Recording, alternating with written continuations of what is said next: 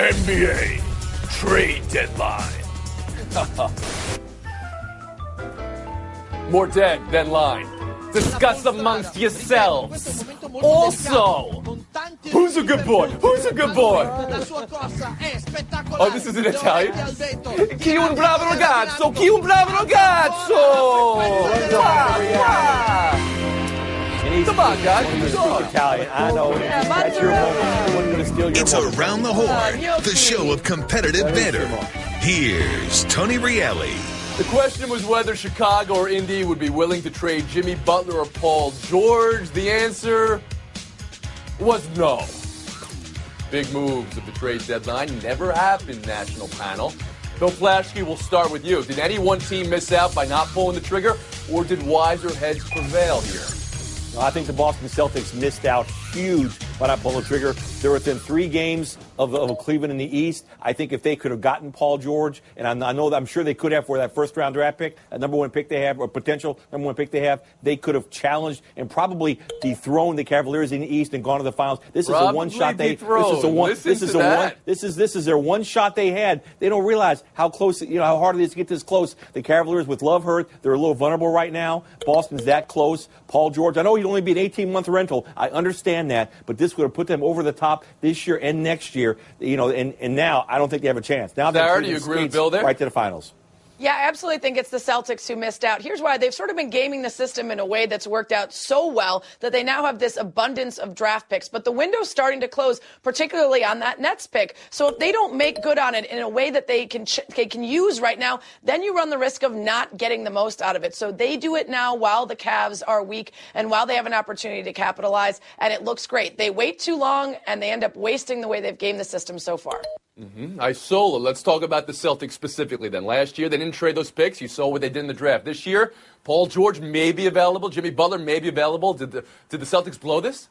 No, I think they had to think long and hard about trading that pick for Paul George. Here's the thing with the Celtics. Their philosophy is we're waiting for LeBron James to get old. Now, that might not, he might be 45 years old and still going strong. That's a strategy? But they're thinking, why should we go all in when, A, we got to get by LeBron, and then we'd have to get by the Golden State Warriors. The Warriors at some point won't be able to pay all those guys. So Danny Ainge is still going by the philosophy, we're going to build through the draft with young players and wait for these 2 teams to kind of die off. All right, speaking of waiting to get old, Woody, we've been waiting all these years. You're still like a 12-year-old for us. Go ahead. Yeah. Sounds like the Celtics are waiting on Godot. Really, give me a break here. They're waiting. You got an opportunity right in front of you, and you don't want to take advantage of it. You want to say, we may get a great draft choice. It could be the best player ever to come into the league. Or you get a guy right in front of you, either Butler or George, that will help you this year. The Toronto Raptors made that good move that's going to help them. You were in a position to get to the Western Conference Finals or possibly even win an NBA championship, and you're not taking advantage of it. You just sit there going, let's wait on LeBron. Let's wait. Maybe Michael Jordan will come back, and Larry Bird and Magic Johnson will come back to the league. I don't think they're doing that. Let me ask you, Frank, do you believe the Cavs are as vulnerable as Plaschke seems to think, or even Woody?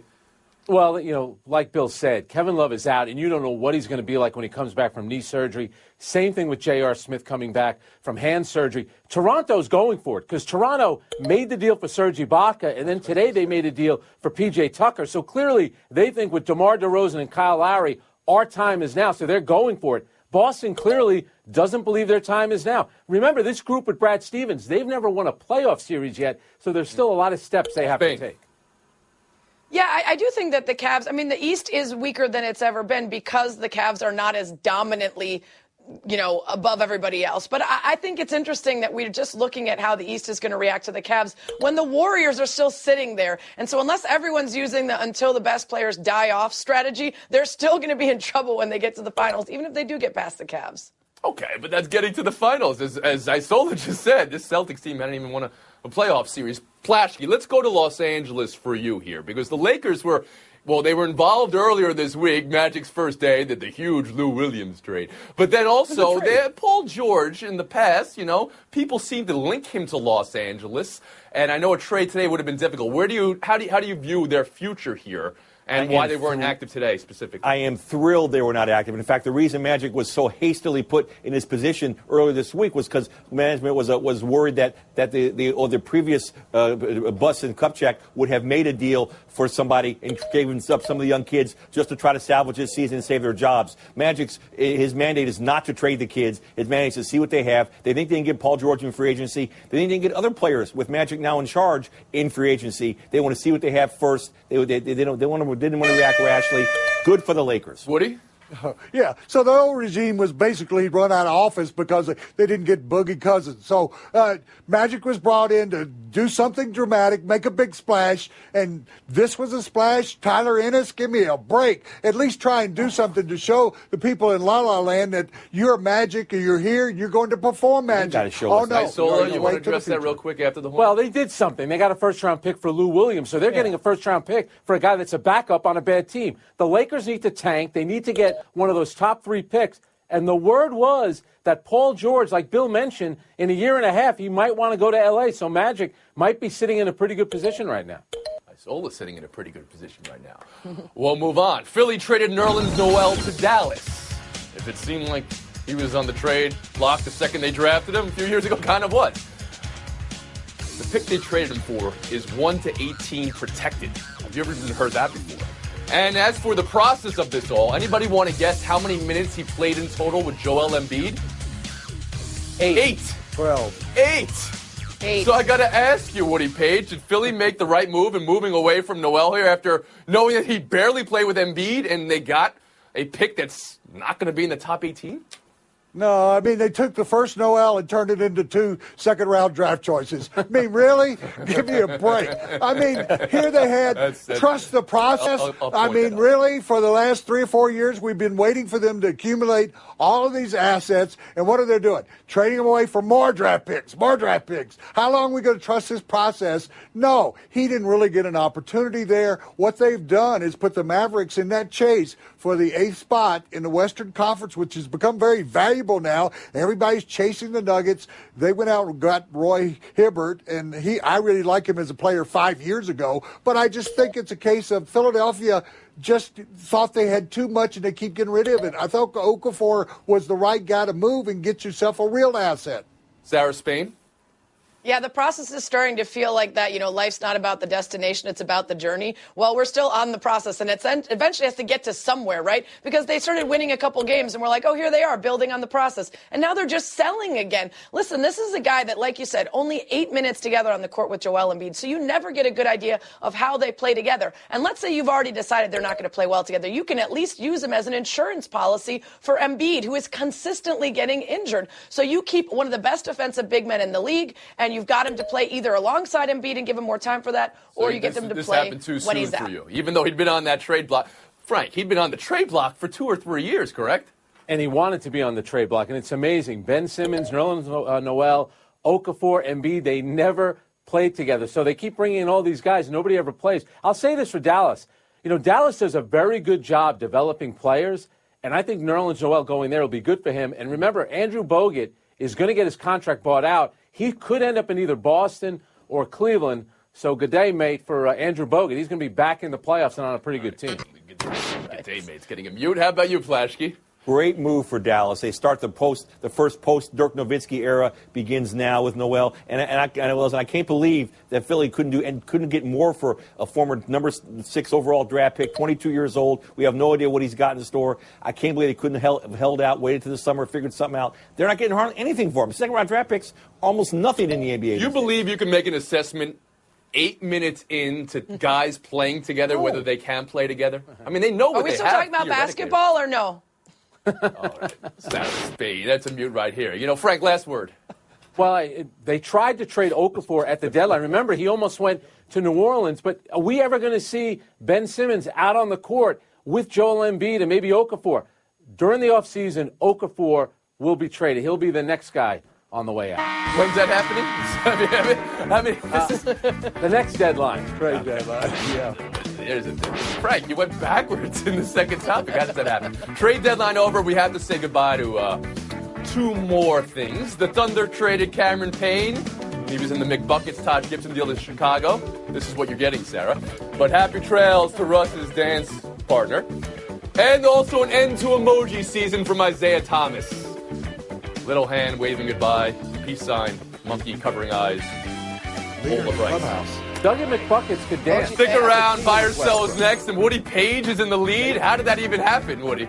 Stay tuned for my Brought up a Christmas carol, that's why. Give him time to say something dumb. Sarah, what were you trying to say there?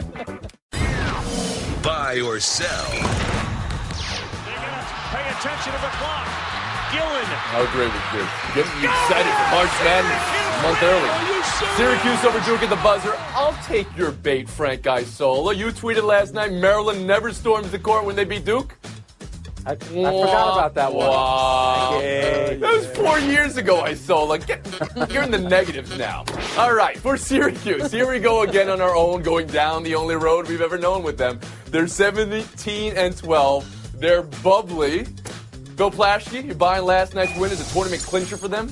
Not buying it. If you take Syracuse just on what's happened this year and not last year when they probably shouldn't have gotten in and went to the Final Four, they're not ready yet. They need to win some more games. This is a team that lost by 33 to St. John's. They lost by 15 to BC, by 17 to Wisconsin. They've had some really bad losses. They need to do more work. Page? Well, I'm going to buy it. Let's go the other way, Bill. Why be Mr. Negativity? They've beaten 3 top 10 teams. Florida State. They've beaten Virginia. Now they've beaten Duke. In this month alone, they've had 4 comeback victories. Pay attention, Tony. I'm with you. I'm just telling you, at the final end of the season, that resume might say they beat teams that were in the top 10. It might show those teams aren't even in the top 25 anymore. So we're all paying attention here. Sure, but they're playing at Louisville. If they were to knock the Cardinals off, and then they play Georgia Tech at home, I think that's a winnable game. You end up 18-14, 19-13. I think that's enough to get them in. Sarah Spain?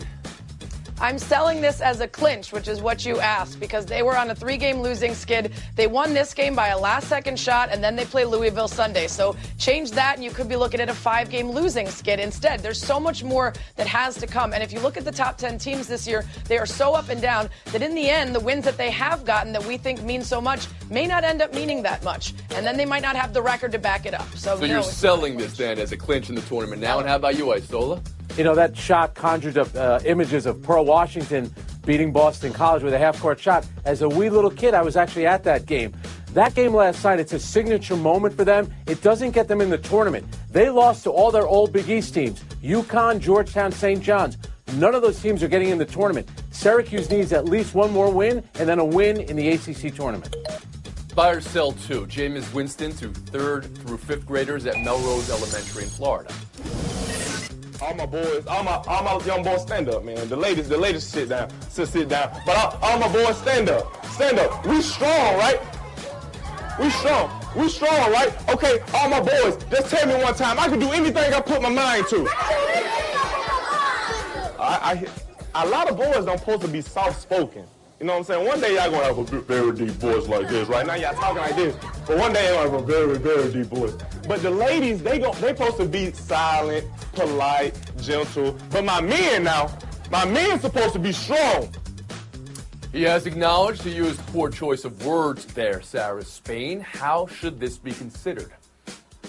Look, it's not the end of the world. I think it's a good thing that he went to go speak at a school in his off time. At the same time, the excuses that I am hearing being made for this, because the kids were bored and it's a tough audience and he needed to get them to have some energy. You don't say those things unless those are words that you believe. If your kids are bored that are watching, you have the boys stand up and you have them have a scream off with the girls. Who's louder, who's stronger, who's better. You don't say, my girls are supposed to be gentle and silent and polite unless you believe it. And unfortunately, we are raising too many young men with that belief, and they're passing it on to everyone they come in contact with.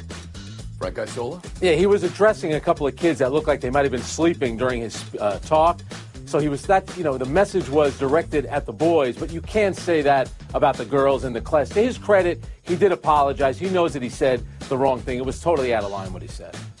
Bill Plaschke? Yeah, it's very disappointing to hear him say it because, like Sarah said, you know he means it because that stuff just doesn't come from nowhere. I'm also disappointed in the teacher in the class. At one point, because he's not being paid to teach his class, a teacher needed to step in and say, wait a minute now, let's let all the girls stand up now and do the same thing. A teacher needed to kind of steer that. You saw the sign behind him that said, destined for greatness. Well, that applies to everyone in that classroom, not just the boys, and a teacher needed to step in on that case. Woody Page. I'm going to sell it, but with a caveat. He talked about 3 rules of life. The 4th rule of life, Jameis, is don't go talk to elementary school kids because you're no better than I am. When I go and they're bored, I say things I probably shouldn't say because it's tough. I really have great respect for teachers that are able to keep the attention of these students because it is very difficult. But he didn't say the right thing. He did apologize, but he should have said, as Sarah brought up, he should have had something strong to say about the girl kids getting up and being strong. Sarah, did you want to add something? Yeah, I was just going to say, one of the little girls turned around to her teacher as he spoke and said, I'm strong too. And that's exactly the problem, is if you have them saying to their teacher, I don't get why you brought in this person to talk to us, and is implying that I can't also be strong and have a great voice. It's a bad message, and we keep sending it to our girls. Fire still 3, Ole Miss self-imposed bowl ban for the upcoming season. This after new notice of allegations from the NCAA and an accusation of lack of institutional control. You all remember the Laramie Tunsil fiasco at the draft last year. This is additional rules violations by current or former members of Hugh Freeze's coaching staff. Frank, how does this look for Hugh Freeze? Could he be done at Ole Miss? I thought this was one of the plots from the movie The Blind Side. I think the fact that they're imposing this on themselves, it's a bit of a preemptive strike. If I'm Hugh Freeze, you better have a winning record next season because you're going to be out. Right now, you're on notice, and I think that's what this was all about. Bill Plaschke? I'm surprised Hugh Freeze is still there, frankly. I mean, he's not only cost, all these violations on his watch, now he's costing them real money, nearly $8 million in lost postseason money from the SEC with that bowl ban. I'm surprised the Board of Trustees still has him around, frankly. Woodrow. Sure. Even though $8 million is a hefty fine, basically, I think he personally should have been fined. I don't think it's a fireable offense. He's done an excellent job generally at Ole Miss in terms of building the school program and getting in quality athletes. But I also think that most of those violations were of the minor variety, although they should have some recruits taken away over the next 3 or 4 years. You said personally fined, so you think the NCAA should be allowed to personally fine the coach of a team here for infractions on his staff? Okay. Sure. Spain, how about you? Yeah, you asked how it looks for Hugh Freeze. Well, first of all, the biggest of the offenses was the 13 to 15 grand to a recruit who didn't even end up going there. So not only are you a terrible and transparent cheater, but you can't even get the guys to come to your school when you are cheating. So that's a bad look. And secondarily, they're already trying to impose that 1-year ban. But by offering up a Hugh Freeze firing, that shows the NCAA that they're serious about fixing things. So this might be something where he ends up losing his job in order for them to avoid even further penalties. Plaschke 11, Page 10, Spain 12, Isola. Even par for the day. That's a pretty good score. Going to storm the court, Frankie? Storming the court now, buddy? Quickly. Plaschke, Spain. Showdown next. There is more to me, Queen Eliara of Elfgard, than my elven magic. Just as there's more to Geico than saving you money, Geico also gives you 24/7 access to licensed agents online, on the phone, or on the Geico app. And while I am a mighty elf queen, I am also a mighty big fan of barbecue potato chips. Minions! More smoky mesquite. Geico. Expect great savings and a whole lot more.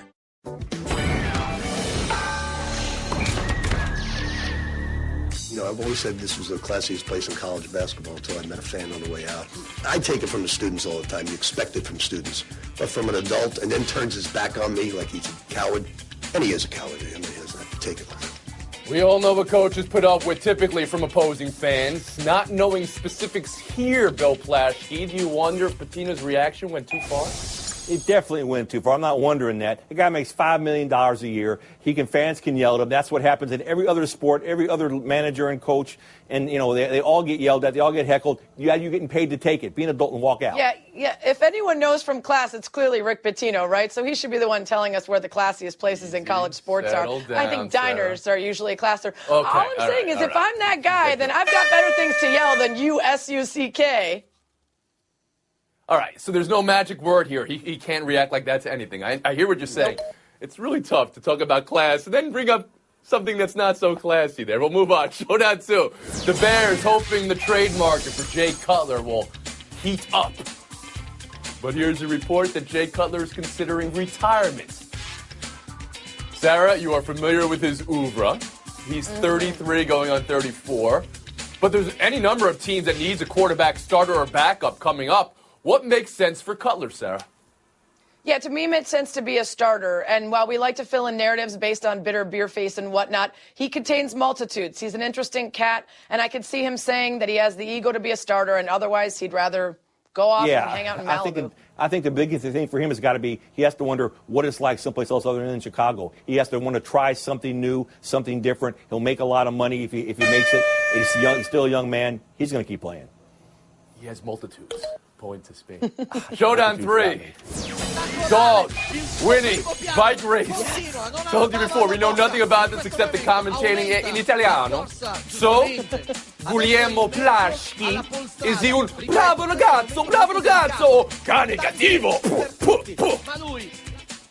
He's a good dog now. He'll be famous. People will laud it all over the world, and then he's going to get drug tested. He'll blow the drug test. He'll have to go over and apologize. Westminster. He's going to end up at Westminster somewhere. Yeah. He's a good dog, and he's a clean dog, all right? I can tell you how many urine tests he took along that route, not to mention just before the race. That dog gave us enough samples to know that he was clean. Bravo ragazzo. I got to give him a bravo ragazza. Sarah Spain, FaceTime. So I spend a lot of my time this week thinking and talking about Kyrie Irving's flat earth hypothesis and hearing from many people on Twitter that there are a lot of people that still think the earth is flat. And after Richard Jefferson wore that flat world champions and after NASA discovered 7 earth-shaped and sized planets that could have more human life and we could see them because it's NASA, because they're in space, it just made me more angry at Kyrie Irving and everything he's made us talk about. Wow. Well done today. The 13th fastest to 13 wins. How does she do it? Good, very good. See you tomorrow.